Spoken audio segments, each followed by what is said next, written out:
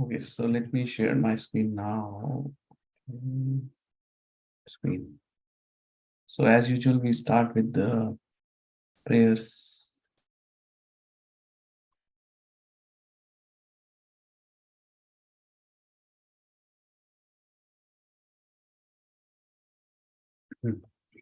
Om Jnanam Timrandasya Jnananjana Chakshurmilitam Yena Tasmai Shri Guruve Namaha Shri Chaitanya Manobishtam Sthapitam Yena Bhutale Swayam Rupa Kadamayam Dadati Swapadantikam Vandeham Shri Guru Shri Yuta Padakamalam Shri Guru Vaishnavamsa Shri Rupam Sagrajatam Sagana Raghunathanvitam Tam Sajivam Sadvaitam Savadhutam Parijana Sahitam Krishna Chaitanya Devam Shri Radha Krishna Padan Sagana Lalita Shri Vishakhanvitam Shah He Krishna Karuna Sindhu Deen Bandho Jagatpate Gopisha Gopika Kanta Radha Kanta Namastute Tapta Kanchan Gaurangi Radhe Vrindavaneshwari Rishabhanusute Devi Pranamami Hari Priye Vanchakalpatarubhyascha Kripa Sindhuve Vacha Patitanam Pavnebhyo Vaishnavebhyo Namo Namaha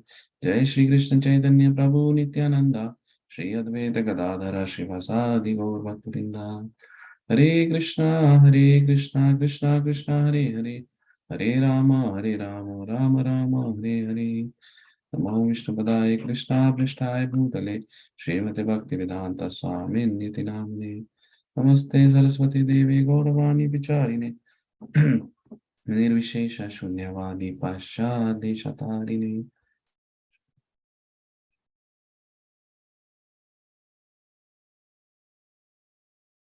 Yeah. So thanks for joining today's class session. So I'll just do a quick recap because I know in every class there is something new we are discussing. So when we recap, at least we understand what all things we have covered. So we started with the basic, like the 5 subject matters of Bhagavad Gita, which is Jiva, soul, then Ishvara, right? And then karma, then Kal, time, and nature, Prakriti. These are the 5 subject matters. So far, we started with the Jiva, understand what is soul, who are we, like we are the spirit soul, what is our relationship with the super soul or Bhagwan. We also discuss who is Bhagwan, and we discuss the position of Bhagwan in relation to the other Devi Devtas or demigods, and who are those. And then we discussed about the karma part in detail, like what is karma, what is vikarma, which is prohibited karma, what is akarma, meaning the working in devotional service. And we discussed why the soul is revolving in this cycle of birth and death, because the karmas which he is doing binds him to this cycle. If you do good karma, pious activities, then you have to come back to enjoy the results of pious activities. If you do bad karmas, which is vikarma, then you have to come back to suffer the results of those impious activities or prohibited activities. But if we do our karma, meaning if we connect our karma to the in the service of Bhagwan Shri Krishna, then we don't get material results. What we get is spiritual credits or spiritual results, and that is the only way to escape from the cycle of birth and death. Okay, that's the we discussed, and then we discussed what is the means to do devotional service, where we discussed in detail about the importance of chanting the holy name of the Lord, particularly the Mahamantra, Hare Krishna mantra. And we discussed how in different scriptures like Kali Santarna Upanishad, Vyavasvat Puran, different Puranas and Shastras, this mantra is being mentioned, and all the great personalities agree that yes, this is the only way in this age of Kali Yuga. Like Narad Muni confirmed, Lord Brahma confirmed, Lord Shiva confirmed, all the 12 Mahajans which we had, which are the authority on this subject matter, agrees to this point that yes, the chanting of the holy names of the Lord is the only means of deliverance in this age of Kali Yuga, because all other means are not practical in this age. Like, there are other means to achieve, like in different ages. For example, meditation. Meditation was the means in the age of Satyuga, when uh, when the normal lifespan was of a human is 100,000 years, 1 lakh years. That's the average lifespan. And then people used to meditate for thousands of years, and that was the means to achieve. But in Satyuga, almost 100% the people are religious, they are God conscious, Krishna conscious. So it's easy for them. And because they had a larger lifespan, so they can meditate and do tapasya. It's tough. Okay. And then we say, okay, in Treta Yuga, which is the Yuga when Lord Ram appeared, the prescribed method was to do yagna. Like, there were elaborate yagnas being done with the purified substances, like pure milk, pure ghee. All the substances were pure. Even the priest was pure. So there were qualified brahmanas who used to do elaborate yagnas going for days, weeks, right? So that was the prescribed method. Then comes Dwapar Yuga, in which Lord Krishna appeared towards the end of Dwapar Yuga. The prescribed method for self-realization was deity worship. That's the time when elaborate deity worship was the prescribed method. Temples were built up there, and but it was quite opulent deity worship. Like, people used to do deity worship very religiously, and they are very, very rich. Like, people have lots of richness, so they could afford to do deity worship with, let's say, all the golden things. Like, they were very rich that time. And then they also have that purification to do deity worship, and also have time to do that deity worship. So now comes the last age of our one cycle, which is Kali Yuga, the last age. This is kind of the most fallen or degraded age. It's also called as the age of hypocrisy and quarrel. Here, the symptoms of this age are that people are normally like, they don't have the focus there. They have short lives. They have so much anxiety. They are troubled, and they have short memory also. The people in this age can't remember for long, but in previous ages they have a very, you can say, uh, the smriti, the memory was very sharp. The This knowledge was given in the form of oral reception. Like, you just speak, and once you speak, it retains in the memory forever. Okay, so in this age, the only prescribed method is the chanting of the holy name of the Lord, which is the only means to get deliverance from the cycle of birth and death. And that's being confirmed by Narad Muni, who is the Maharshi, and also by Vyasadev in Bhagavatam, Lord Brahma. All that we discussed. Okay. So now we come to, and then we discussed in last class about the importance of having a spiritual master or guru to progress in this devotional service. Like, without taking the shelter of a bona fide spiritual master, the progress would be slow, and we will not be able to achieve 100% perfection. Because what we discussed, who is Guru? Guru is personification of the Kripa of Lord Krishna. So he's a personification of mercy, which the Guru brings from the spiritual world and gives it to the people, fallen people in this world. So he's specifically coming for a purpose, to deliver the fallen souls in this world, and it brings the mercy from the spiritual world, Kripa. So without Bhagwan's Kripa, without Guru's Kripa, it's very difficult to get the 100% success in this path. And Lord Krishna confirms that in chapter 4. We discussed about this verse, chapter 4, last time, where Lord Krishna talks about the importance of accepting the spiritual master. Where is that verse? Yes, yeah. Verse 434 talks about just try to learn the truth by approaching a spiritual master, inquire from him submissively, and render service unto him The self-realized souls can impart knowledge unto you because they have seen the truth. So we discussed on this in last class, and then Krishna talks about that. Having obtained real knowledge from a self-realized soul, you will never fall again into such illusion. For by this knowledge, you will see that all living beings are but part of the Supreme, or in other words, that they are mine.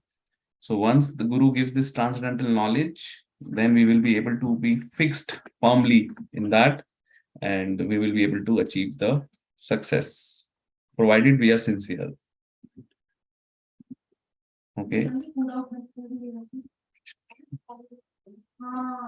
And then Krishna talks that even if you are most degraded, most sinful, even if you are considered to be the most sinful of all sinners, when you are situated in the boat of transcendental knowledge, you will be able to cross over the ocean of miseries. Okay. And in Bhagavatam, there is an analogy like the spiritual master. If we see that there is a ship which is departing from one shore and you have to cross thousands and thousands of miles to achieve destination, and so definitely you need an expert captain who can drive that ship, right? So that expert captain is the Guru, spiritual master, who drives the ship, because we have to cross over this ocean. This whole material world is considered as an ocean of miseries, right? Here, you will be able to cross over the ocean. So the role of spiritual master is that he is the expert captain who knows how to take all the disciples all to and cross them over to this ocean of miseries. And the also when the ship is going, if there is favorable wind in the direction where ship is going, then definitely the path becomes easy. Like if the winds are not favorable, like the ship will not have a smooth sailing. So in Shastra, it's mentioned that the favorable winds is like our Shastras, Bhagavad Gita, Srimad Bhagavatam, and the association of devotees. These are like the Shastra, favorable wind, which is helping one to propel the ship in the right direction. And the passengers are all the devotees who are sitting in that ship. So spiritual master is taking the ship, and all the his disciples or devotees are passengers in the ship.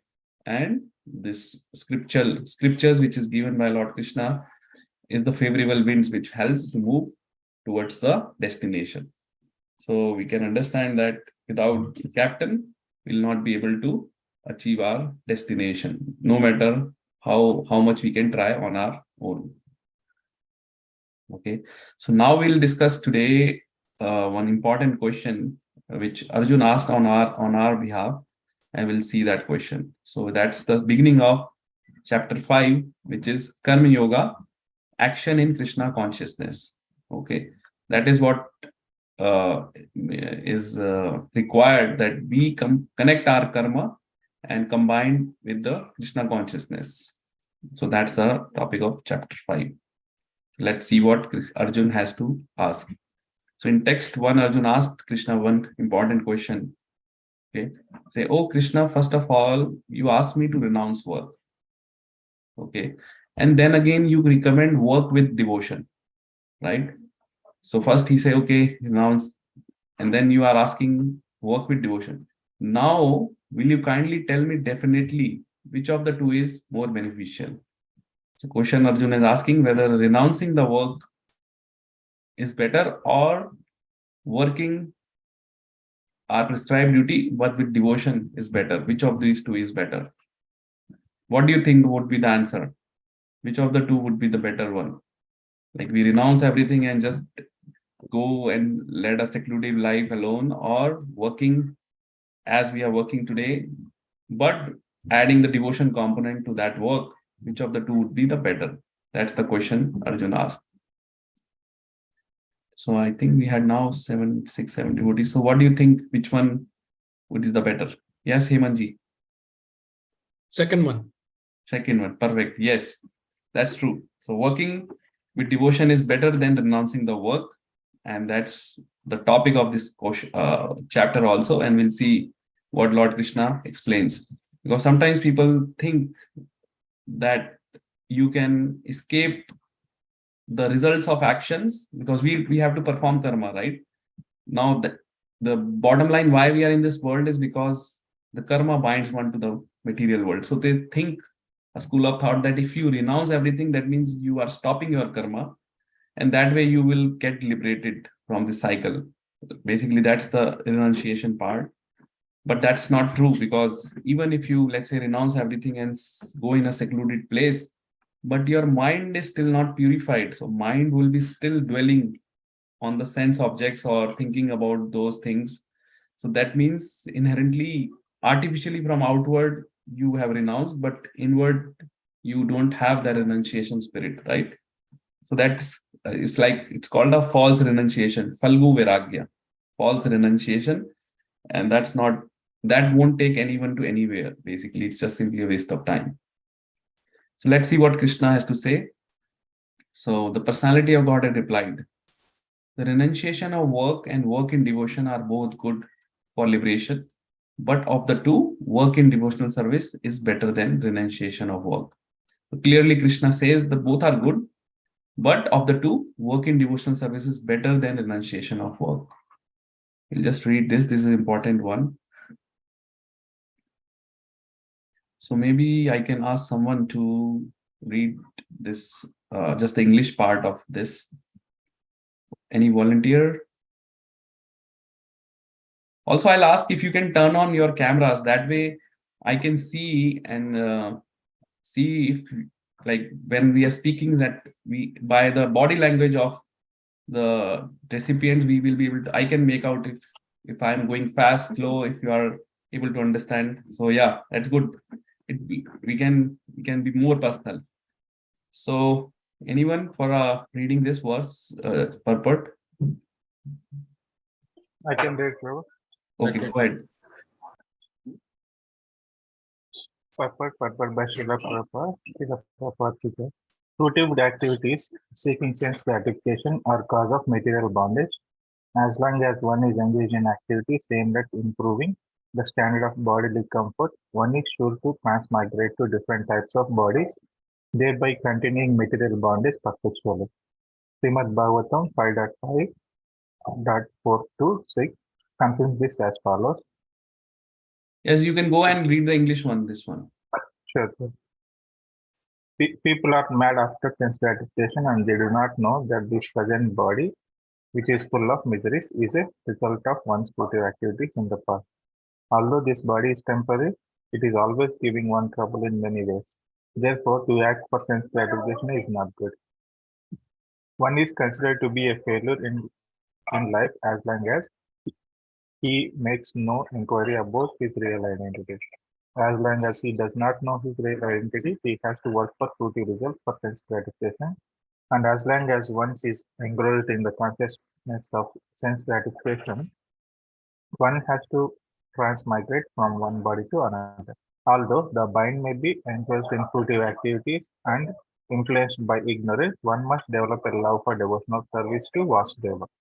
Only then can one have the opportunity to get out of the bondage of material existence. Therefore, jnana or knowledge that one is not this material body but spiritual is not sufficient for liberation. One has to act in the status of spirit soul. Otherwise, there is no escape from material bondage. Action in Krishna consciousness is not, however, action on fruitive platform. Activities performed in full knowledge strengthen one's advancement in real knowledge. Without Krishna consciousness, mere renunciation of fruitive activities does not actually purify the heart of a conditioned soul. As long as heart is not purified, one has to work on the fruitive platform. But action in Krishna consciousness automatically helps one escape the result of fruitive action so that one need not descend to the material platform. Therefore, action in Krishna consciousness is always superior to renunciation, which all which always entails a risk of falling. Renunciation without Krishna consciousness is incomplete, as is confirmed by Srila Rupa Goswami in his Bhakti Rasamrita Sindhu 1.2.258. When a person eager to achieve liberation renounces things related to the Supreme Personality of Godhead, thinking them to be material, their renunciation is called incomplete. Renunciation is complete when it is in the knowledge of that everything in existence belongs to the Lord and that no one should claim proprietorship over anything. One should understand that factually nothing belongs to anyone. Then where is the question of renunciation? One who knows that everything is Krishna property is always situated in renunciation. Since everything belongs to Krishna, everything should be employed in the service of Krishna. This perfect form of action in Krishna consciousness is far better than any amount of artificial renunciation by a sannyasi of that Mayavadi school. Hare Thank you so much. Okay, so let's understand there are certain terms here: sense gratification, fruitive activities. So fruitive activities is something called karma kand, meaning fruit. So we do activities with the expectation of enjoying the fruits of that activity. It's called fruitive activity. Okay, that is the cause of material bondage, because our intention of doing anything is that I'm doing this to please my senses, to please my families, to just for me. That is fruitive activity, which is not devoid of linking that activity with Krishna or his devotees or anything to do with devotees. That is fruitive activities. Give you example. Someone has, uh, someone is not finding, let's say, a job. So he goes to a priest and they say, "Can you help me?" And priest will say, "Okay, do this. Like every morning or evening, you do this mantra, wear some stone, wear something." But his whole intention of doing this is that he gets a job, right? There is no devotion in the hair. That is fruitive activities. You are expecting some material fruit in return of what you are doing. So that is the cause of bondage. Clearly, why? Because as long as we are engaged in activities which are basically aimed in improving our standard of life, basically means at the material level, then we are sure to come back to this material world again and again, because we are still not inherently detached, or like we want to enjoy, and that's the reason of our existence in this material world, and we have to take different bodies based on our material desires, right? That is the cause of material bondage. Okay, so actually this whole material fruitive activities is the cause, as I say, like karma. When the karma is done for our satisfaction or for the satisfaction of our senses, that's the cause of bondage. Okay, so Prabhupada says that people are mad after sense gratification, and they do not know that this present body we may be having for, let's say, maximum 100 years, right?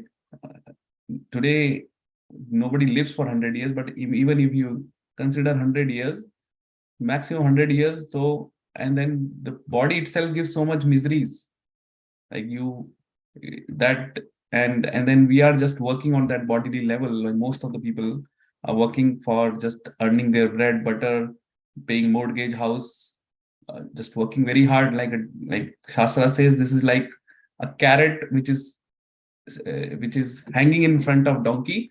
You know, like that, the dhobi, the washerman, he keeps a carrot in front of donkey, and then donkey keeps moving day and night. Like he puts all the heavy stuff on him, and donkey thinks that he will be able to receive that carrot or take that carrot and enjoy it, but he will never be able. And that's how he keeps working day and night. So that is the situation of people in this world, that they are running after that carrot, which they will never be able to enjoy, but they are just working, because the senses do not get satisfied with even however how much you can give, like in terms of material satisfaction. But the moment we engage our senses in the service of the Lord, in the service of devotees, selfless service, you will feel a different kind of pleasure, different kind of enjoyment, and that is what is required. So that's why Prabhupada says people are mad after sense gratification, but they do not know that this present body, which is full of misery, is the result of one's fruitive activities in the past, right? So this body is temporary and it gives so much trouble. Uh, all we need is, yes, we need a basic necessity. We need a house, we need a car, we need food, everything we need. But going overboard with that is just a waste of time. It will not increase your level of happiness if you live in a small house or if you live in a palace. If you have a small car or if you drive a luxury car, the level of happiness will not get increased, right? So why this is happening? Because people don't know their real identity. So their whole goal in the life is just to earn more. And in fact, the more one earns becomes a criteria for success in this life, right? This is all material perspective. Like the more one is, you can say, earning more, and the bigger the house, bigger the car, the more respect material society gives to that person. And for someone who is basically uh, like renunciate or doesn't have anything, or just working in Krishna consciousness, nobody cares about that person.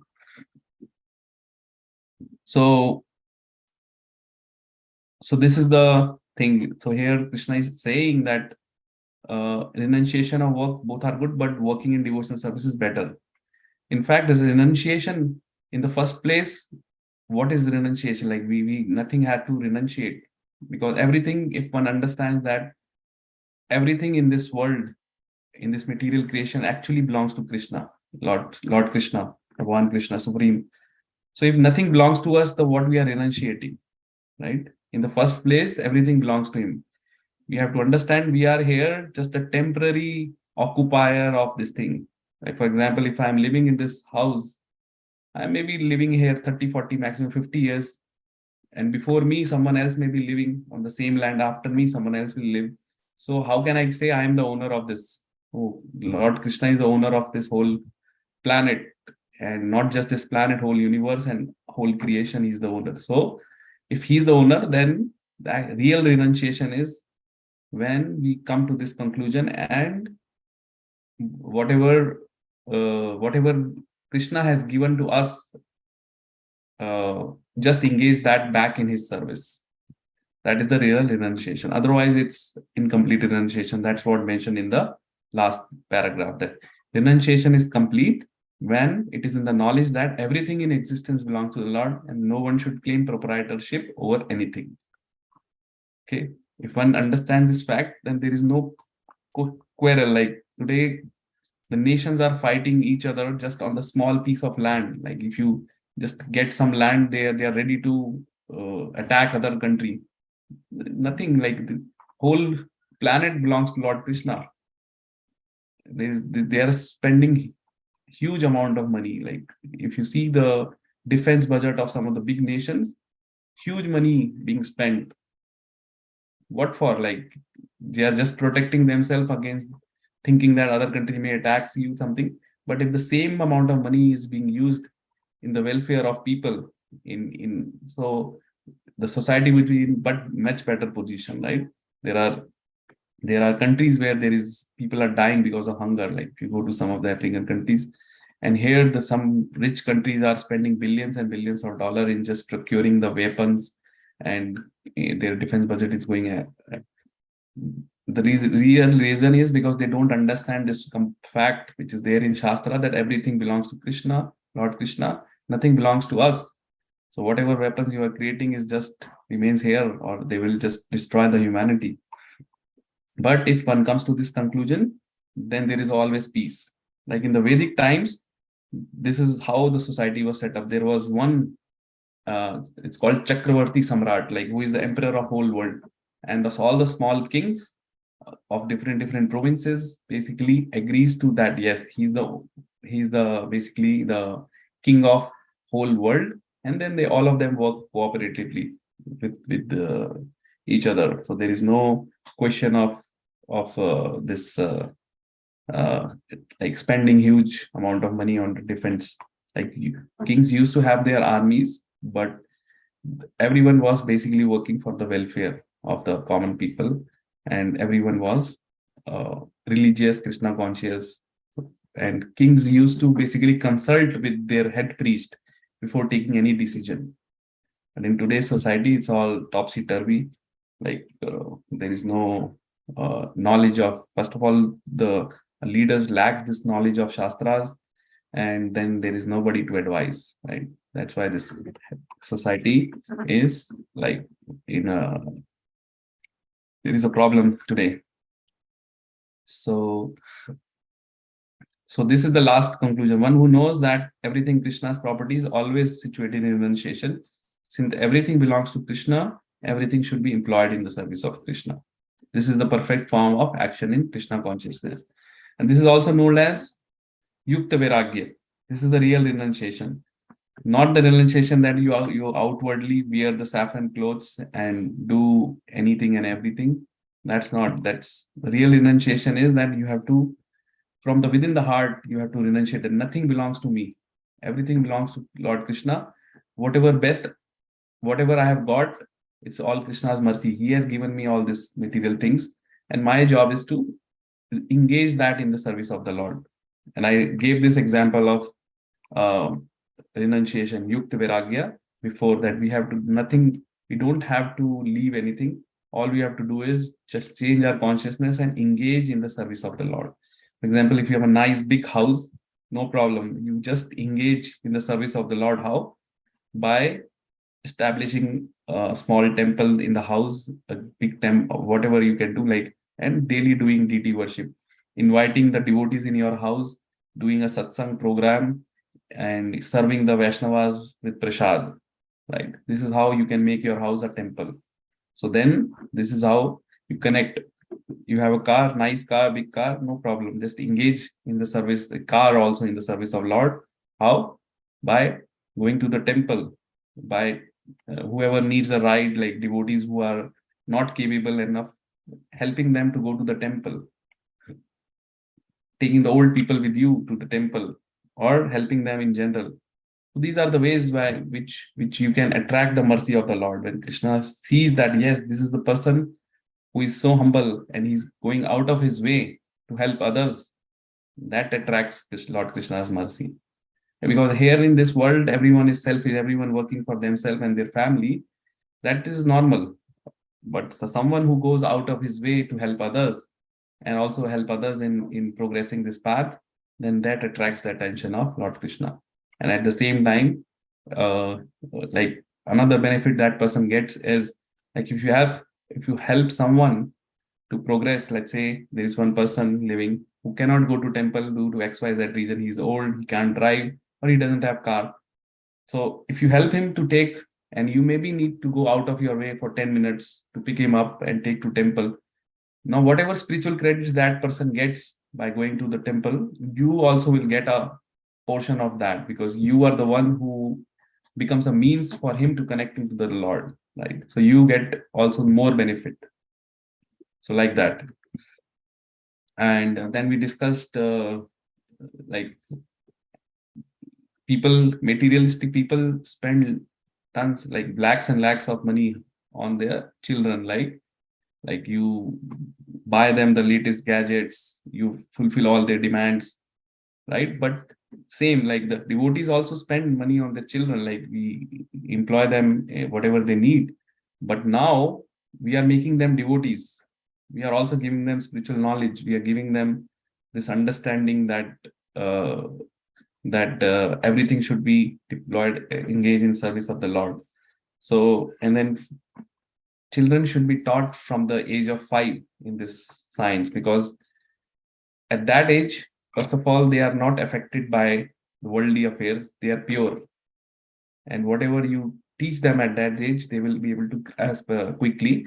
And basically, Krishna consciousness is a way of how you led your life. So if you engage your children in the early stage, then definitely, and give them chance to become devotee, then definitely they can take to this process, and that's the service of the Lord, because we are making our children Krishna conscious and making them devotees and connecting to the Lord Krishna. And this is a service to the Lord.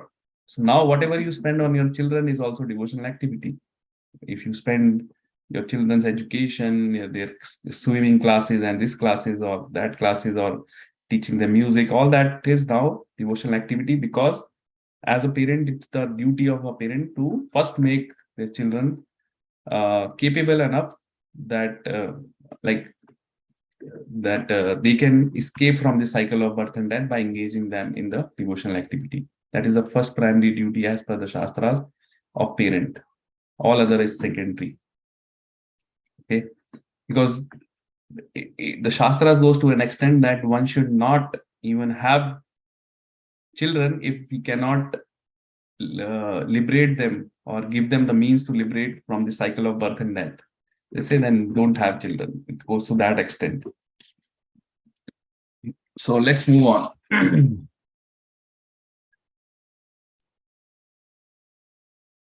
And then Lord Krishna says that one who neither hates nor desires the fruit of his activities is known to be always renounced. Such a person, free from all dualities, easily overcomes material bondage and is completely liberated. Okay, so one who neither hates anyone, no hatred for anyone, and nor desire the fruit of his activities. Like, I don't want to enjoy fruits of my activities. He's already renounced. He's known to be renounced. He's the true renunciate, because he is neither he doesn't have hatred for anyone, and neither he is too attached to anyone. Right? So for him, everyone is equal. And he's not also attached to the desires. He doesn't desire the fruits of his activities. And he's free from all dualities. Like, he doesn't complain, okay, this happened in my life, that happens. He's equally poised. So he will be able to easily overcome this material bondage, and he's considered as a liberated person. He engages 100%, whatever he has, whatever energy he has, he always thinks, how can I can employ my services in the service of the Lord. So that's his consciousness. So he's already renounced. Then he further says, only the ignorant speak of devotional service as being different from analytical study of the material world. Those who are actually learned say that he who applies himself well to one of these paths achieves the results of both. So there is another school of thought, or Sankhya, where they analytically study everything, right? And then after years and years of study, I think they come to the same conclusion, that devotional service is the best means to achieve the spiritual perfection. So Krishna is saying that it's only the ignorant people who think that these two are different paths. Actually, who are learned, they just take what Shastra has to say and quickly apply that in life. There is no need for us to experiment. There is no time there to experiment each and everything. So here he was saying that one who knows that the position reached by means of analytical study can also be attained by devotional service, and who therefore sees analytical study and devotional service to be on same level, sees things as they are. Wonderful. Now further, he says, merely renouncing all activities, yet not engaging in the devotional service of the Lord cannot make one happy. So very clearly says, if we just renounce everything, let's say we renounce our family also, or renounce the whole world, and just, but we are not doing anything favorable in the devotional service of the Lord, so we cannot be happy. It cannot make one happy, because the happiness, as I told, is a symptom of the soul. The happiness comes from the soul, and soul can only be happy when it's in contact with super soul. Same analogy I gave, fish thing, right? So fish can only be happy in the water.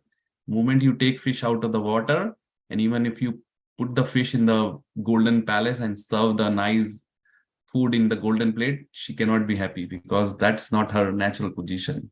Similarly, the natural constitutional position of the soul is to be always in contact with super soul, and that's what one make one happy. So, and then say, but a thoughtful person engaged in devotional service can achieve the supreme without delay. And further, one who works in devotion, who is a pure soul and who controls his mind and senses, is dear to everyone, and everyone is dear to him. Though always working, such a man is never entangled. So he's now telling the actions of a person who is fully devoted. So he's one who works in, he's able to control his mind and senses.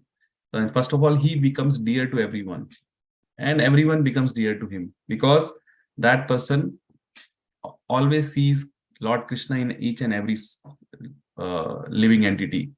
That person even cannot, he sees even Lord Krishna in a small mosquito, and he will not even kill that mosquito, because he sees even the small mosquito also has a soul, and the soul is part of super soul. He will not kill that mosquito. So he becomes dear to everyone in the society. No, there is no enemy for that person, and everyone is very dear to him. So that soul, pure soul, although he will be always working, but because he's always working for the satisfaction of Lord Krishna, preaching his message, preaching his glories, so he never gets entangled in this karma bandhan, in this, right? So he'll always remains liberated. Such great souls like this Srila Prabhupada, the wonderful saints, the gurus, sannyasis, who are always working very hard to preach this message to the ignorant people and to bring them closer to Krishna consciousness. You will see like they are always likened by the devotees or the people in general, right? And they are dear to everyone, and everyone is dear to him. They will always be ready to engage anyone and everyone in the service of the Lord. Just by their darshan, one gets purification, right? If you see the Prabhupada, some of the pictures, you will see as soon as he used to come out of the airport, there was lineup. People were like jumping, chanting, and they were mad. So, and some of the people don't even, some of the devotees don't even met him for in person, or some even maybe met him for a few minutes, but they were ready to do anything and everything for him. That was the aura, because with their spiritual strength, they has this aura which attracts the people. So always they are always working. They are always, it's not that they're sitting idle. They are always working, but their thought process is different. Their thought process is, how can I can preach this message to more and more people? How can I bring more and more people to the path of devotional service? And they are doing this out of compassion to the fallen people, because they think like out of compassion they are doing all this service. Next, further symptoms of that particular person.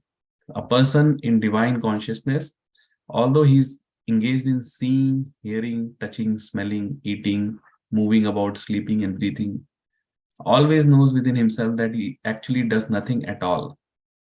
Because while speaking, evacuating, receiving, or opening or closing his eyes, he always knows that the only material senses are engaged with their objects and that he's aloof from them.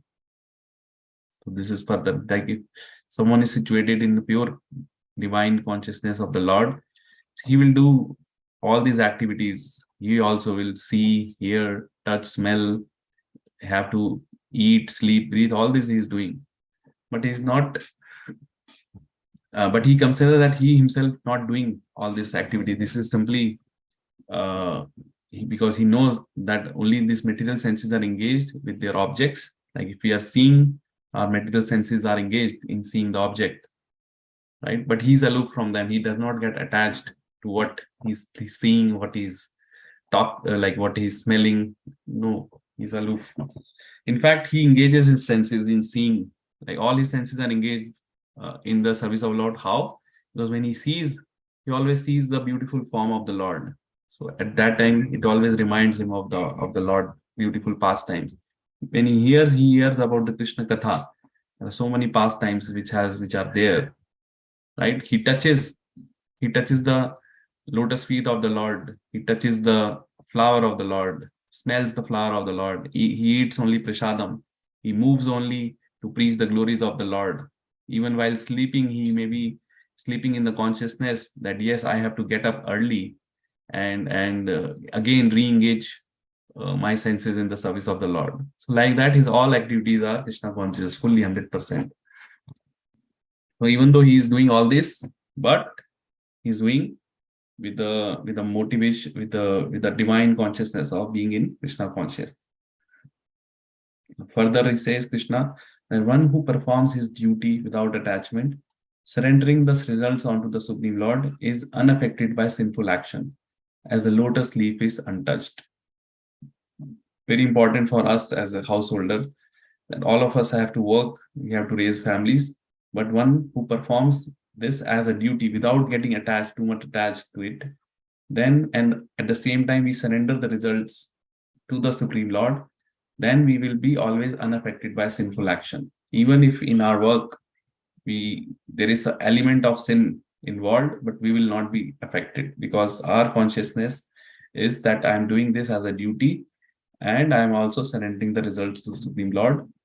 So he will always be aloof. Let me see what.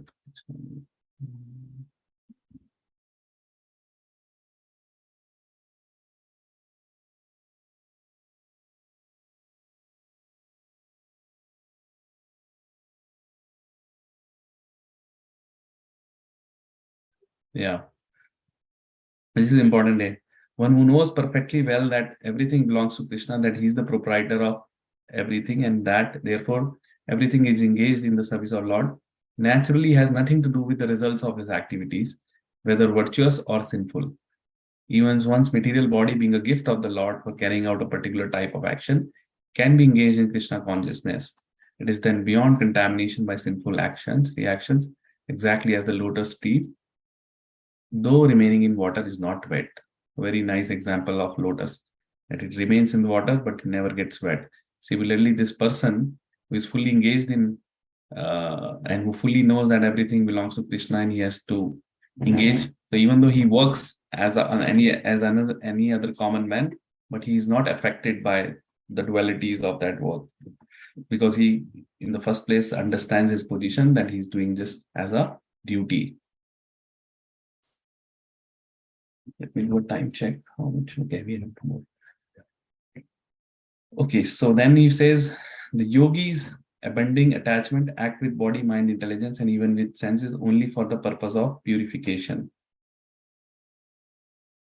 Okay, and then says the steadily devoted soul attains unadulterated peace because he offers the result of all activities to me. Whereas a person who is not in union with divine, who is greedy for the foods, becomes entangled. And this entanglement is the cause of our suffering. But a devotee who is a steady, he attains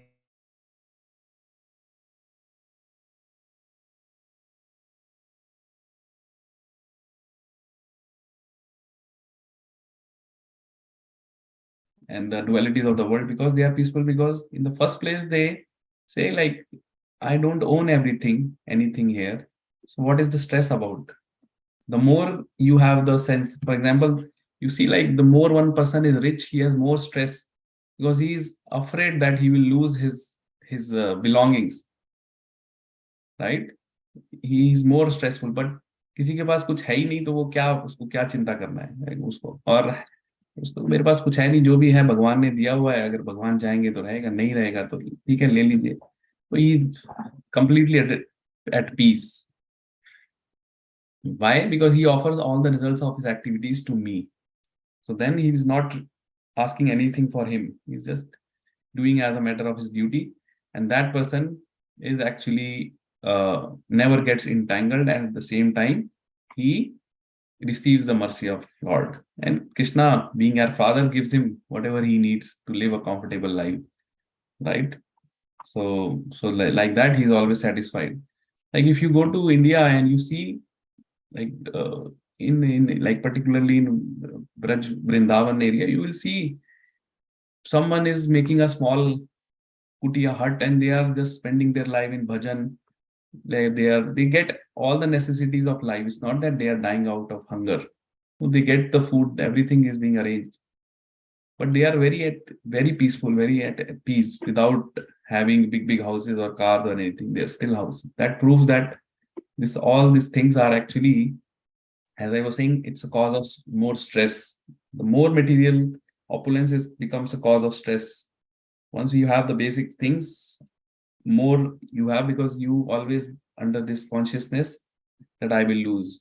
There are two symptoms of this material world, that material things, which is called जो हमारे पास नहीं है, the things which we are not having, we hanker for that. कि काश मेरे पास ये हो जाए, मेरे नेबर के पास ये कार है, इतना बड़ा घर है, ये है, मेरे पास काश हो जाए. तो वी हैंकर And let's say we get it, and then whatever we lose, then we lament for that. I had this much money, now I lost this much money in stock market. So you will lament that throughout your life. Or I had this nice car, it got hit in the accident, and now I don't have that, and then I have to pay more for in my insurance. So you will keep lamenting. But right, so these are the symptoms of the materialistic people or material world, hankering for things which we don't have and lamenting for things which we have lost or which are taken away from us. So then that person cannot be at peace, because he will always be chasing out after things which he don't have. Okay, he'll make a plan. Okay, 5 years I will make this money, this much money, so that I can buy this. Okay, you buy that part, that whatever you aspire for, but still it will not bring satisfaction, because the satisfaction is not coming from the material means. It doesn't come. So you'll always be not peaceful. While a devotee understand that whatever is there in my quota is very important concept. Whatever is there in my quota, everyone is born with a particular quota of material happiness and distress. So whatever is there in my quota, I will get it. So why I have to worry? Why I have to over endeavor? Why I have to work so hard? Whatever is there, I will get it, no matter. And then even you work so hard or you do whatever you want to, you cannot enjoy an iota of more than what you have to, what is there in your quota. So then he will be at peace. ये जो भगवान को मेरे को देना है, जो मेरे कोटे में है, whatever is there in my quota materially, I will get it. All I have to do is just work normally, not over endeavoring, and work with the intention of offering my results to the Lord. And he will be completely at peace. And Lord will provide all means. If Lord can provide tons and tons of food to an elephant, why he can't provide 3 times of food to a small living to a human, right? So Lord Krishna being the father for all living entities, provides everything to all. There is no shortage of food in this whole creation. So he'll always be peace. Actually, in the last part, this is chapter 5. Yeah, this is the peace formula. Prabhupada very often told that creating this United Nations and this, that, it will not bring peace in the world. And we can see that after the Second World War, the United Nations was created. And after how many years, like 70, 80 years after, still there is no peace in the world. Countries are still fighting. Nobody cares what United Nations has to say. Right? There is a war going on between Russia and Ukraine. It's now 1.5 years. So that is not the peace formula. Is if one understands that everything belongs to the Lord. I don't own anything. I am just a temporary occupier. And everything needs to be engaged in that service. Then if everyone comes to this understanding, that's the peace formula. Everyone will be at peace. Because if I don't own anything, then what I am fighting for, right? So that's the peace formula. Okay, let's go on. When the embodied living being controls his nature and mentally renounces all actions, he resides happily in the city of 9 gates, neither working nor causing work to be done. So he's giving, Lord Krishna is telling about how one can be at peace and live happily in this material body, which is the city of 9 gates. There are 9 gates in this body. So when he can control and mentally renounce all actions, and at the same time engages everything in the service of Lord, then he will be at peace.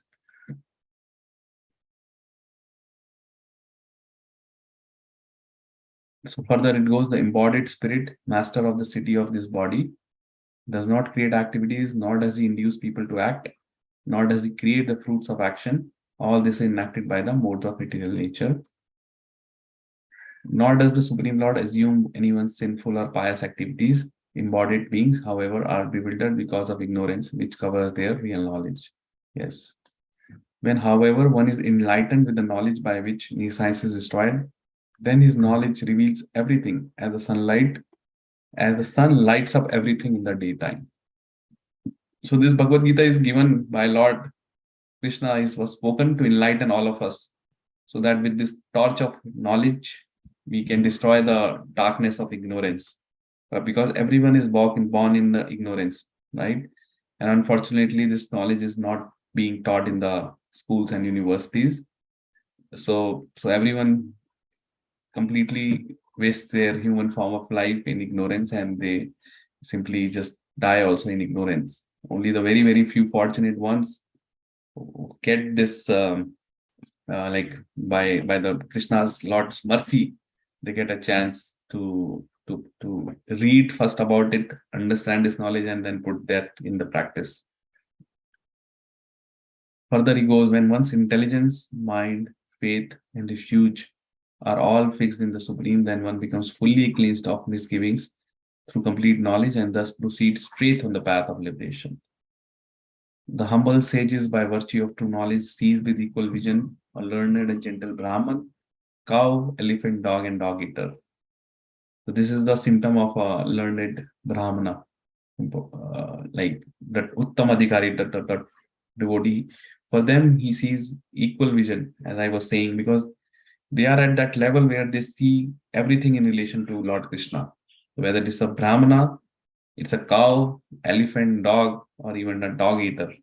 Dog eater is considered the most lower outcast people. Like there are certain people in society who enjoy eating the meat of dogs, so they are considered outcast.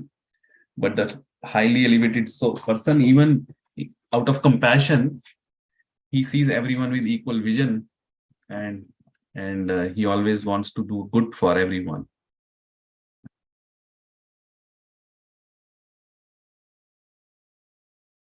So I'll take a pause here. Any questions so far? Anything which you want me to explain more, or you want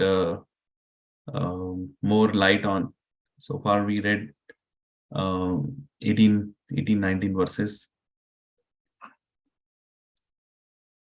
Anything? Are you able to follow every like what we are discussing now? Yes, Shanmukh Nath. Are you able to follow? Yes, yes, yes. But Okay. I have a question about the 18th verse. We were Yes. talking about the humble sages. Yeah. So, how much of a practice it would take for them to reach to that level? Or Oh, yeah. So that takes a lot of practice. Yes, that's true. This is the topmost realization. These are the symptoms of Uttam Adhikari, meaning the topmost devotees who sees with equal vision. So it takes a practice, a lot of practice in this devotion service, and that practice comes by strong sadhana, like strong sadhana bhakti, meaning Abhyasa Vairagya. I think yeah, they have to master Abhyasa and Vairagya, and then yeah. So I believe so. just master abhyasa, vairagya automatically comes as a result of that. Okay. So see, we don't have to practice vairagya, meaning internally, yes, we understand that. But if our sadhana is strong, meaning our chanting is strong, automatically that purification starts happening from within. Automatically we start detaching, because and automatically our love for Lord Krishna starts increasing more and more and more. And when it reaches to is like when it reaches to his, you can say, to the full extent, that's the symptom that then that particular soul, humble sages, they see with equal vision. For them, even a learned Brahmana, cow, because they are seeing now literally Lord Krishna in each and every soul. So for them, they see that, and then they see that soul as part and parcel of Lord Krishna. So yeah.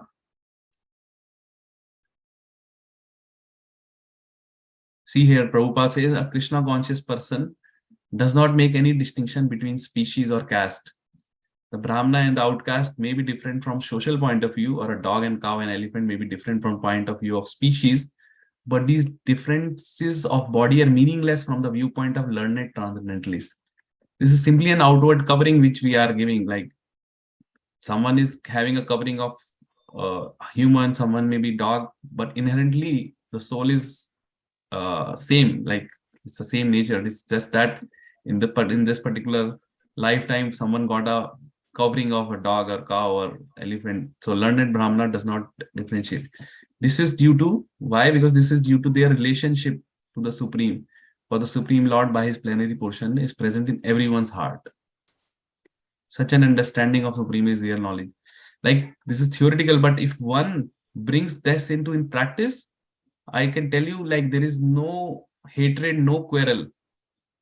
Because if you can see why the hatred and quarrel happens is because of the anarthas in us. Like there is anartha of envy, pride, ego. All this is the cause of hatred in the society or the quarrel in the society.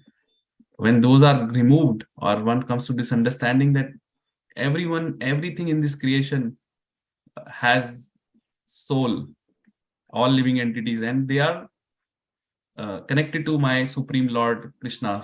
So how can I quarrel with them? So then that's the equal vision. As far as bodies are concerned in different caste or different species of life, Lord is equally kind to everyone because he treats every living being as a friend, yet maintains himself as Paramatma. So Lord is equally kind. He's equally kind to a dog or elephant or a cow or a monkey or a human. For him, it's all same meaning because they are all souls. And as a soul, as a father of all, he's kind to everyone and equal to everyone. Right? So, and the great sages, they see that as because they have acquired that quality of Lord. They have now uncovered that quality which is there because because we are part and parcel of Supreme Soul, we acquire the qualities which are there in the Bhagwan. We have that qualities in us, but in minute quantity. So, but the sages, they reach to that level, that they reach to that love which they had for Krishna, that they can't harm any living entity. Okay, that did I answer your question? Yes, I kind of understood. Sages see the Atma, Yes, and always they don't. from Paramatma's viewpoint, they'll Yes, always view Atma, correct. not They the don't see body. the body, outward body. Yes, they don't see that. Yes, they always see the Atma. Yes, and they say, Okay. see that these are all children of my beloved Lord. So it's my duty to serve everyone. That is their vision, Equally, yeah. equal vision.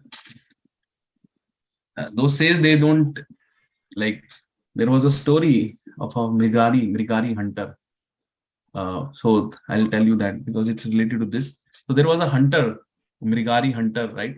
So he used to kill innocent animals and he used to take pleasure in killing. And he used to not kill them fully and half killed.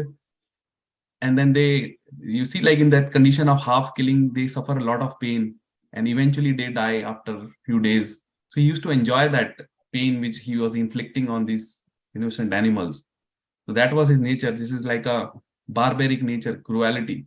So one day Narad Muni met this Mrigari hunter, and then he instructed that Mrigari in the science of spiritual realization, like the science of devotional service. And over a period of time, he started practicing, right? He stopped killing. And then one day, Lord Narad came, and this hunter was going to meet Narad Muni, and he was not walking in a straight line. Like he was like going like in a zigzag here, there. So someone asked Narad Muni, why is he like not walking in a straight line? Like, what is there? So Narad Muni told now he is basically watching his feet so that it does not step on small ants or creatures which are. So he has become that much conscious now that he does not even want to kill a small ant or unknowingly or knowingly. So that was the change of heart of a person who met a great devotee, a great saint, who taught him in this science of spiritual understanding, that the person who was taking pleasure in killing and inflicting pain to other living entities now becomes truly transformed, that he does not even want to step over a ant. Okay, so that's how association of these highly elevated sages can transform one completely. So this was a pastime of Mrigari hunter. He completely becomes Krishna conscious. So there is a lesson for us. Like sometimes we like innocently, like there are some creatures which are also created by Lord, like small ant or some insects or something, right? So people generally just kill them. Like we don't even take a minute, just kill them. But we should know that these are also part and parcel of Lord. They have a soul in that, and it's just that in this particular life form they have given this body, right? But we should be compassionate for other living entities and let them, like, chase them around. Like if you can just pick them up in a paper, a small insect maybe entering your home, and throw them and keep them in a your backyard or out, that would be better than killing them with your shoes or crushing them, right? Because with that act we are doing out of ignorance, we will have to suffer. Because if we cannot give or create any living entity or give life to any living entity, if we cannot, then we have no right to claim the life of any other living entity. So that is the lesson here. So humble sages, they see, but we as a practitioner also need to be compassionate toward our other living entities. Like the world, the Lord has created the world for coexistence of humans with all other living species. So it's not that only humans are the ones. And if one can get that compassion, then definitely he will leave his habit of eating non-vegetarian food, because we cannot claim others' life for the satisfying the taste buds of us. How can one think about that? That I am eating this, but that innocent soul has to go through a lot of like a lot of pain in the process of being getting slaughtered. So one, if it comes to this realization, then immediately next day he will leave. Like I can't eat because this is cruelty toward that, and then I have to suffer, right? So and then if uh, like in earlier times, in Vedic times, everyone was like God conscious and they have this knowledge. So whole society was vegetarian. The whole society was actually eating prasad, offering everything in the service of Lord and then taking. It's only like because of the degradation of not receiving this Vedic knowledge and degradation of society, now we see literally 85% people have become non-vegetarian. Even in India, now things are changing because nobody knows about these concepts anymore, right? So this is all unfortunate, but they have to suffer. Like we can escape the laws of this world here, but one cannot escape the laws of nature. So if you inflict pain to other living entities, you also have to suffer that pain in future life or maybe in this life itself. Nobody can escape uh, the karma, his karma. So that's something to think about. And yeah. So, but if one comes to this realization, then yes, the whole society would be very, very peaceful. Like people will be living coexistently with other species and there would be no more killing. And if people stop eating non-vegetarian food, then there is no demand. Automatically slaughterhouses will be shut down because nobody is now buying, right? Because if there is a demand, then only the supply will be there. No demand, the supply will stop completely. Everything would be peace. Okay, so we'll just, I think it's 12:13, maybe two, we'll just read one or two and then conclude. Yeah, another good one. Those whose minds are established in sameness and equanimity have already conquered the condition of birth and death. They are flawless like Brahman, and thus they are already situated in Brahman. So let's read other. A person who neither rejoices upon achieving something pleasant, nor laments upon obtaining something unpleasant, who is self-intelligent, unbewildered, and who knows the science of God, is already in transcendence. So he's already in liberated state, in transcendence. Like if you get something materially, something, you achieve something, he's not, he may be happy, like, yeah, I got that, but his consciousness that is that, let's say, I get a big bonus. Okay, I will become happy. But at the same time, I not go overboard with it. Okay, oh, big celebration and this, that. No, I will in fact use that extra money which I have got, a portion of it, in the service of the Lord, in giving it to temple, giving it for prasadam distribution, giving it for book distribution. So he does not go and become extremely happy. He is equipoised, so he doesn't become overly happy, rejoices upon achieving something, nor he goes completely down, laments if he loses something or obtains something which is unpleasant. Right? This is the symptom of a equipoised person who is a devotee of the Lord. So he's self-intelligent because he thinks that his vision is that everything belongs to the Lord. Whatever I am getting materially or whatever, it's all the mercy of the Lord. If I get something unpleasant, it's actually good because it's removing my past sins. Like if something happens, like let's say someone has some bad thing, like some, so it's actually cutting your previous bad karmas, because whatever bad we get, it's the result of our previous bad sins, bad karma. Whatever good we get is the result of good karmas previously. So that's the vision of a learned person, that he does not lament upon losing something or obtaining something unpleasant, and he does not rejoices. He's always equipoised and focused. My goal is to serve the Lord, serve the devotees, and serve my families, everyone serve. So he's already situated in transcendence. Very good, nice word. This is the symptoms of a self-realized person are given here. I'll just read it quickly and then we end here. The first symptom is that he is not illusioned by the false identification of body with his true self. He knows perfectly well that he is not his body, but is the fragmental portion of Supreme Personality of Godhead. He is therefore not joyful in achieving something, nor does he lament in losing anything which is related to his body. Okay, so important, like at the bodily level, he doesn't even care. Okay, I get $1 million or I lose $1 million, doesn't care, because everything coming from Lord Krishna, whatever is there in my quota, is satisfied. This steadiness of mind is called sthira buddhi. So he's sthira buddhi, meaning he's sthir, he's equipoised, self-intelligence.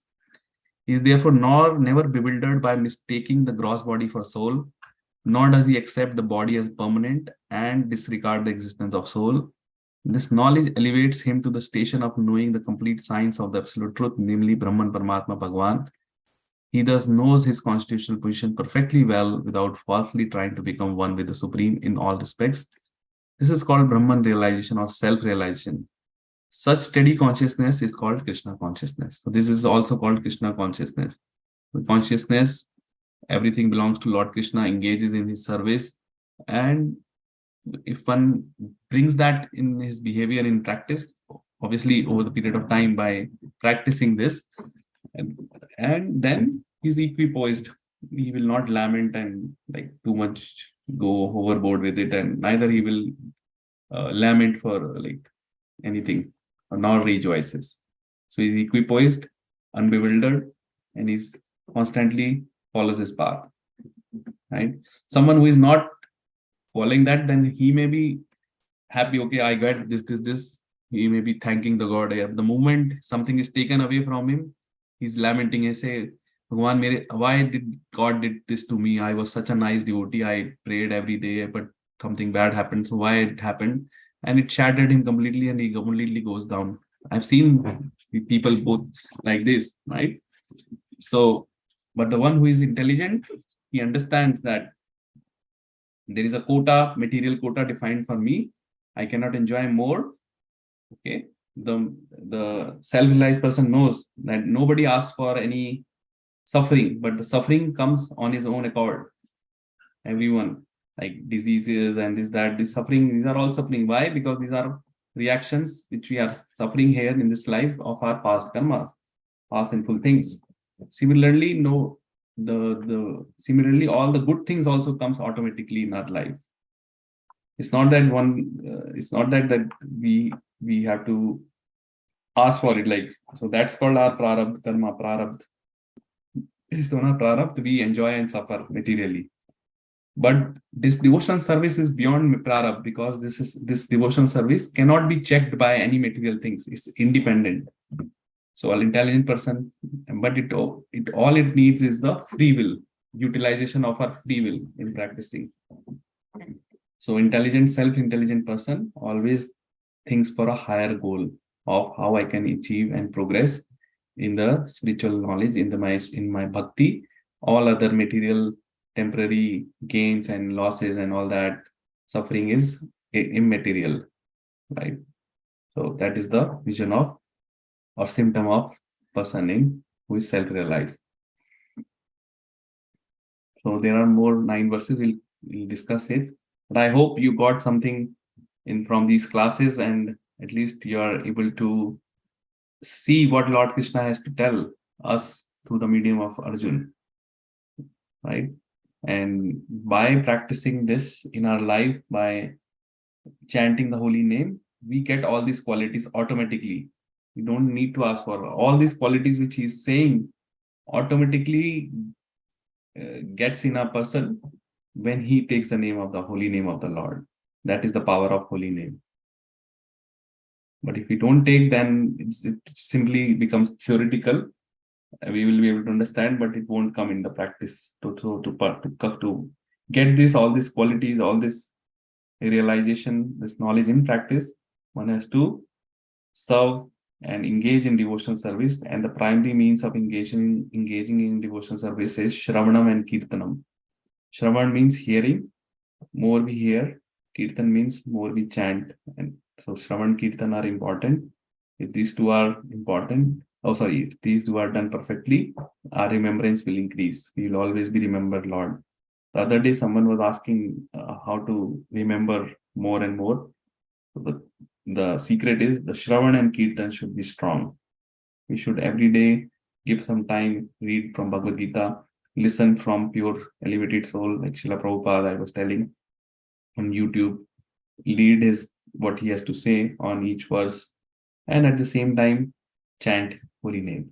Without chanting holy name, no matter what you do, like we will not be happy and we cannot achieve the spiritual perfection. That's given. Okay, so we'll stop here. Thank you so much again for joining. And next Sunday, we'll resume. Hare Krishna.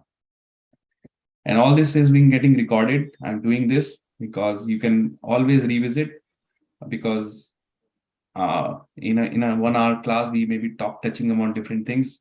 So if you want to revisit, just listen to the recordings again, make your notes if you want to be, and this will be there forever, like in YouTube. Thank you so much again. Hare Krishna. Hare Krishna.